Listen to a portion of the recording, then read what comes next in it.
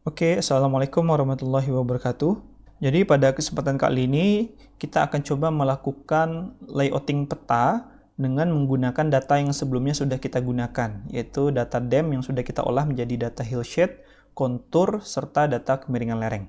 Nah, jadi untuk membuat layout kita bisa pergi ke sini, icon gambar kertas yang ada penggarisnya, ada tulisan New Print Layout, kita klik. Nah, di sini silakan dibuat terserah saja sebetulnya, contohnya mungkin peta dasar. Lalu kita klik OK. Nah, maka akan terbuka satu jendela baru yang bisa kamu lihat ada kertas putih yang kosong ya. Nah, ini adalah kertas yang akan kita gunakan untuk melakukan layouting peta. Kalau kamu klik kanan di kertas ini, lalu pergi ke page properties, kamu bisa atur ukuran kertas dari peta yang akan kita gunakan. Seperti yang mungkin sudah kamu pelajari, peta itu akan dicetak sesuai dengan ukuran tertentu, begitu ya. Nah, nanti kamu silakan gunakan ukuran kertas sesuai dengan ukuran mencetaknya. Kita tetap akan menggunakan ukuran A4. Nah, di sini kita akan coba masukkan petanya terlebih dahulu dengan cara mengklik icon di sebelah kiri ini ada tulisan Add Map. Lalu kita drag dari sisi paling pojok atau mungkin kita sisakan sedikit untuk bingkainya nanti ya. Kita drag. Ya, nanti mungkin karena di samping kanannya akan ada legenda, maka kita perlu sisakan juga sedikit untuk legenda. Nah, ini sebetulnya sesuai ketentuan, sesuai selera saja sebetulnya. Kalau ingin legendanya dimasukkan ke dalam peta, silakan. Tapi dalam hal ini saya akan coba contohkan legendanya berada di luar peta. Oke, lalu kita lepas hasil drag kita. Nah, maka akan muncul peta yang sudah kita hasilkan sebelumnya. Kalau di sini bisa kamu lihat bahwa peta yang dihasilkan garis konturnya belum terlihat ya. Nah, karena memang kalau kita balik lagi ke data awal kita, memang data konturnya belum kita centang. Nah, sebagai contoh kita centang nih. Oke, nah jadi mungkin bisa lebih terlihat ada hillshade, ada kemiringan lereng, serta ada garis konturnya, gitu ya. Nah, kalau sudah kamu aktifkan layer garis kontur di sini, maka secara otomatis di petanya itu nanti akan masuk. Bagaimana caranya? Kamu bisa pergi ke select ini, gambar kursor, kamu scroll aja untuk updatingnya. Nah, dia akan langsung update. Terus kamu bisa lihat bahwa meskipun kotaknya sudah kamu atur sebesar ini, namun petanya tidak mencakup keseluruhan dari kawasannya, begitu ya. Nah, kita perlu menzoom peta ini sehingga petanya akan sesuai dengan batas dari frame yang sudah kita buat sebelumnya. Nah, caranya seperti apa? Kamu bisa pergi ke icon di bawah kursor, yaitu Move Item Content. Artinya, kalau kita klik ini, kita bisa menggerakkan konten yang ada di dalam peta ini. Dan juga kita bisa melakukan zoom dengan menggunakan scroll ke depan dari mouse ya. Contohnya saya scroll ke depan sehingga petanya akan menjadi lebih besar gitu ya. Nah, ini sebagai contoh saya ingin menampilkan data sebesar ini. Begitu. Kalau sudah sesuai, skalanya mungkin bisa kita sesuaikan agar lebih bagus ya. Ini kan 88.139. Angkanya belum bulat. Mungkin saya buat menjadi 85.000 deh. Gitu ya. Nah, jadi angkanya biar cantik, nanti biar skalanya bagus, nanti silakan dibulatkan. Selanjutnya kita bisa, kalau memang sudah sesuai konten yang ingin kita masukkan, silakan dicentang gembok yang ada di sini agar petanya tidak bergerak lagi. Nah, di bagian item properties-nya, kamu bisa klik lock layer juga agar petanya tidak berubah lagi ya. Nanti khawatirnya kalau kita menggeser-geser nanti keubah gitu ya. Jadi kita lock layer terlebih dahulu. Oke, selanjutnya kita akan coba membuat frame di bagian kanannya untuk keterangan judul dan segala macamnya. Kamu bisa pergi ke tanda simbol shape di sini, ada add shape. Silakan di add rectangle. Ya, kamu bisa buat sebuah garis atau persegi di sini agar dia tidak bergerak-gerak. Saya kunci lagi. Lalu contoh saya masukkan judul petanya terlebih dahulu ya. Jadi di sini ada add label. Kita klik, lalu kita klik di mana kita akan membuat judul, lalu kamu drag kamu ingin judulnya sebesar apa. Contohnya segini, gitu ya. Nah, di sini kita bisa mengubah tulisannya. Sebagai contoh, saya buat pakai caps lock, peta dasar kawasan penelitian, gitu. Lalu di sini kita bisa atur alignment-nya. Contohnya kita akan membuat dia center dan middle. Di appearance-nya kita bisa atur juga font-nya. Contohnya mungkin saya menggunakan Roboto, contohnya gitu ya. Lalu stylenya mungkin kita bisa ubah menjadi bold. Nah, ini sesuai selera saja sebetulnya. Nah, kalau sudah dan rasanya sudah sesuai, kita kunci lagi. Lalu selanjutnya kita bisa mungkin menambahkan arah utara ya. Nah, di sini ada simbol north, add north arrow. Kita klik lagi. Kita drag lagi, mau sebesar apa, contohnya di sini gitu ya. Nah, di sini akan ada beberapa opsi ya. Kita mau pakai simbol yang mana? Itu kamu bisa klik arrow di sini. Nah, di sini kamu bisa memilih mau menggunakan yang mana. Contoh saya mau menggunakan yang ini, gitu ya. Nah, terus warnanya mungkin saya ubah, fill color-nya juga hitam. Oke, biar terlihat. Alignment-nya mungkin saya akan buat juga di tengah ya. Artinya berarti di middle, gitu. Nah, sehingga sudah terhasil. Kalau sudah sesuai, baik ukuran dan posisi, ya kalau saya cenderung sering langsung ngelocknya biar dia tidak bergerak lagi. Yang perlu lagi adalah skala. Oke. Kita add scale bar di sini, lalu kita drag, contohnya seperti ini. Nah, maka akan terhasil skalanya.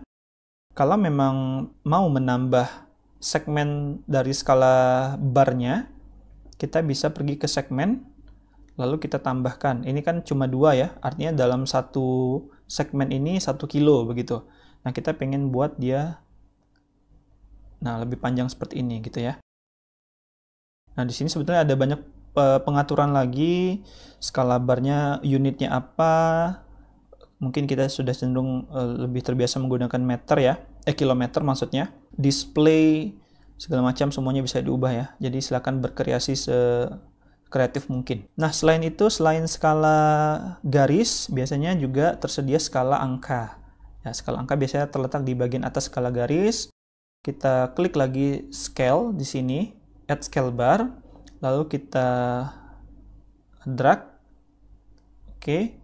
Nah, di sini kalau kamu lihat untuk stylenya, kalau single box bentuknya garis, tapi kalau kita pergi ke numerik, maka dia akan membentuk angka.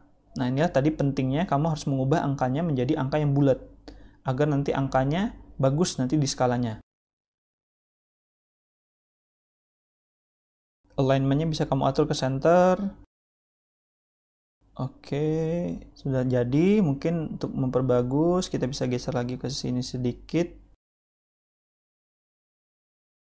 Oke ya. Nah, lalu kita bisa menambahkan legenda selanjutnya. Oke, di sini ada add legend. Kamu klik, kamu drag, mau seberapa legendanya, contohnya segini. Gitu ya. Nah, di sini nanti akan secara otomatis akan keluar semua layer-layer yang kita gunakan di dalam software QGIS sebelumnya. Tapi tentunya tidak semua layer ini kita perlukan sebagai legenda, karena tidak semuanya tertampilkan di dalam peta yang sudah kita buat.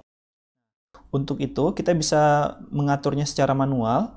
Jadi kamu bisa scroll.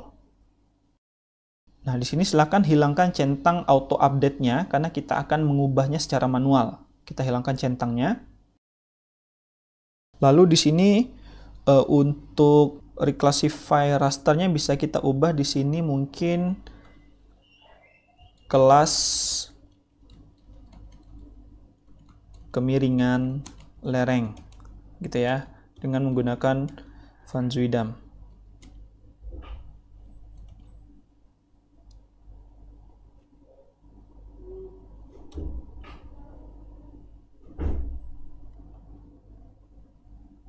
Oke, bisa dihapus. Lalu di sini sudah tertampilkan kelasnya 1 sampai 6. Lalu untuk slope kita tidak pakai, jadi bisa kita hapus. Untuk tabel juga bisa kita hapus. Lalu ini juga bisa kita hapus. OpenStreetMap juga bisa kita hapus. Yang tebal, yang kontur 400, kita bisa ubah namanya menjadi kontur mayor. Yang garisnya lebih tipis, itu bisa kita berikan nama kontur minor. Nah, Van Zuidamnya mungkin bisa kita tambahkan tahunnya ya, 1985. Klasifikasi Van Zuidam 1985. Oke. Nah, maka sudah terhasil legendanya, tapi kayaknya kurang judul ya. Nah, di sini kita perlu tambahkan judulnya. Di sini bisa kita tulis legenda. Oke, nah maka sudah terhasil. Selanjutnya kita perlu menambahkan sistem koordinat. Ya, kalau kamu lihat biasanya di dalam peta itu di bagian petanya ada bingkai yang berisi informasi koordinat. Nah, di sini bisa kita tambahkan. Untuk menambahkannya, kita bisa kita klik petanya. Oke, kita klik petanya tadi, lalu kita bisa pergi ke grid. Nah, kamu bisa klik ikon tambah di sini, lalu klik grid 1, kita klik modify grid. Nah, di sini kita diminta untuk menentukan sistem koordinatnya. Dalam hal ini kita akan menggunakan sistem koordinat proyeksi, yaitu UTM zona 48S, dan juga intervalnya map units. Nah, sekarang kita perlu mengubah intervalnya mau berapa, begitu ya. Mungkin kita coba dulu di 1000. Oke, kalau kamu lihat terlalu rapat gitu kan, mungkin kita coba 10.000. Oke, mungkin kita coba 5.000. Oke, nah 5.000 garisnya cukup normal begitu ya. Dan Y-nya pun kita juga coba 5.000. Nah, setelah itu frame-nya, kalau kamu mau mengganti pun juga bisa. Kita ganti dengan zebra mungkin. Nah, sehingga lebih bagus dan lebih jelas. Dan kita bisa menambahkan koordinatnya dengan mencentang di bagian draw coordinates ini ya. Kita centang, nah maka akan muncul. Mungkin kamu bisa atur lagi biar koordinatnya tidak keluar begitu ya. Kamu bisa hilangkan centang mapnya lagi agar bisa kita ubah lagi ya. Nah, kita agak kecilin biar nanti koordinatnya bisa masuk ke dalam gitu ya. Dan ini pun juga seperti itu. Oke, baik. Nah, kalau sudah seperti ini, skalanya kita ubah lagi 85.000. Nah, kita fokus lagi ke mapnya. Ini saya close lagi, saya centang lagi, saya lock lagi. Lalu di sini kita akan mengubah kembali gridnya. Ya, grid 1 modify.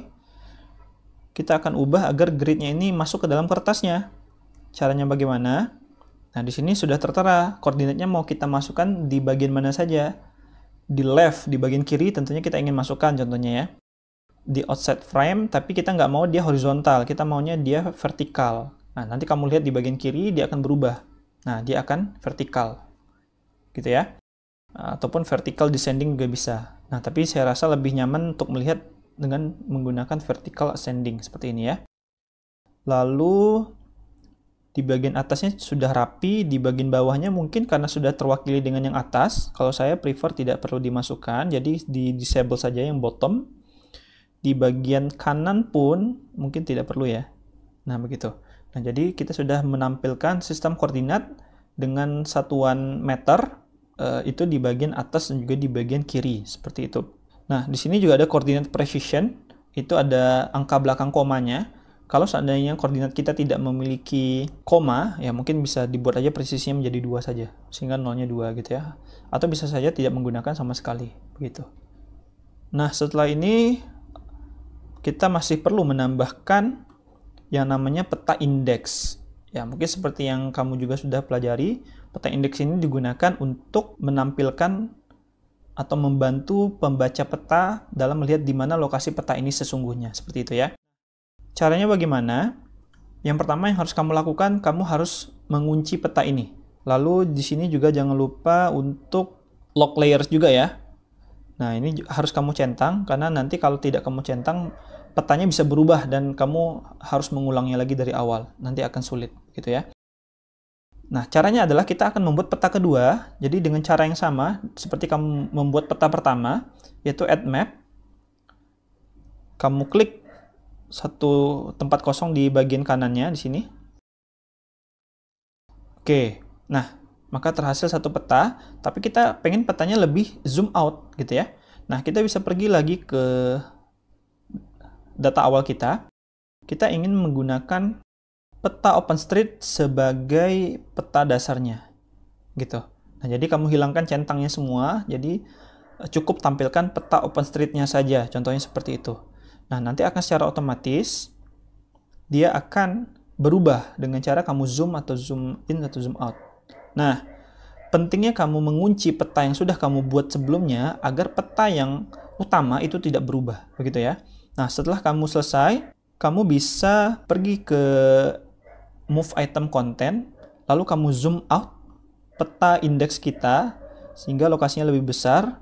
Nah, sehingga bisa lebih terlihat kawasannya. Begitu ya. Nah, tapi di sini kurang terlihat nih lokasinya. Oke, sepertinya kita perlu mengaktifkan satu layer lagi, yaitu di sini mungkin dampness-nya mungkin gitu ya. Nah, jadi nanti ketika sebetulnya kamu harusnya buat kotak merah gitu ya. Tapi mungkin untuk mempermudah saya tampilkan dampness-nya saja. Nanti di sini kalau kita update, kita zoom. Nah, maka akan terhasil satu peta yang menunjukkan di mana sih lokasi sebetulnya dari peta yang sudah kita buat. Nah, mungkin bisa kita zoom out lagi gitu ya. Nah, gitu. Nah, jadi orang bisa melihat bahwa peta yang sudah kita buat ini itu berada di Bandar Lampung seperti itu. Oke, nah peta ini juga sebetulnya harusnya perlu skala gitu ya. Nah, ini kita kunci kalau memang sudah kita kunci, lalu kita bisa buat skala lagi. Oke, nah contohnya seperti ini, dan juga kita juga bisa menambahkan koordinat, begitu ya. Kita bisa menambahkan koordinat, sama seperti tadi, tapi jangan lupa klik map 2-nya, lalu klik grid. Oke, nah ini sudah jadi peta indeks kita. Oh ya, jangan lupa dituliskan, ada satu lagi yang lupa. Jangan lupa dituliskan sistem koordinat yang digunakan. Oke, nah itu penting sebagai acuan nanti. Jadi kamu bisa klik add label, sini, kita buat di sini, mungkin kita buat sistem koordinat. Kita menggunakan sistem koordinat proyeksi ya. Proyeksi UTM zona 48S. Gitu ya. WGS 1984 begitu. Nah, terus mungkin bisa kita berikan background biar terlihat. Ini mungkin bisa di tengah.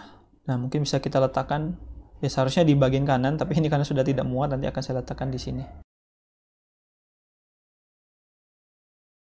Nah, ini sudah jadi ya layout peta kita. Nah, setelah ini kita bisa ekspor peta kita. Kita bisa pergi ke layout, bisa pergi export as image kah atau export as PDF kah. Nah, ini tergantung kamu dah. Mungkin saya coba dulu export as PDF gitu ya. Oke, ini kita close saja. Lalu kita buat saja peta dasar praktikum. Lalu kita klik save.